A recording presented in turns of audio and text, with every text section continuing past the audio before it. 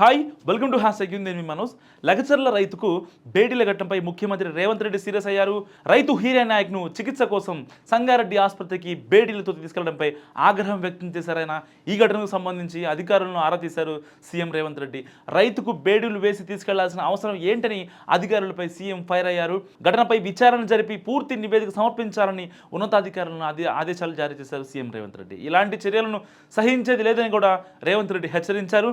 వికారాబాద్ జిల్లా కొడంగల్ కాన్స్టిట్యున్సీ దుద్యాల మండలం Lagacharla పోతేపల్లిలో industrial corridor ఏర్పాటుపై ప్రజాభిప్రాయం సేకరణ కోసం వెళ్లిన జిల్లా కలెక్టర్ ప్రతీక్ జైన్పై గ్రామస్తులు దాడికి తిరగబడ్డారు.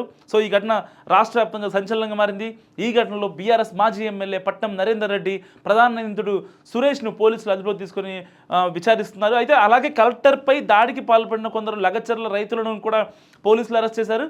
వారిలో రైతు హీరియా నాయక్ ఒకరు. అయితే ఈ రైతు ప్రస్తుతం కంది సెంట్రల్ జైల్లో ఉన్నారు. అయితే రాత్రి హీరియాకు ఛాతిలో నొప్పి రావడంతో అతడిని జైలు అధికారులు సంగారెడ్డి ప్రభుత్వ ఆసుపత్రికి తరలించారు.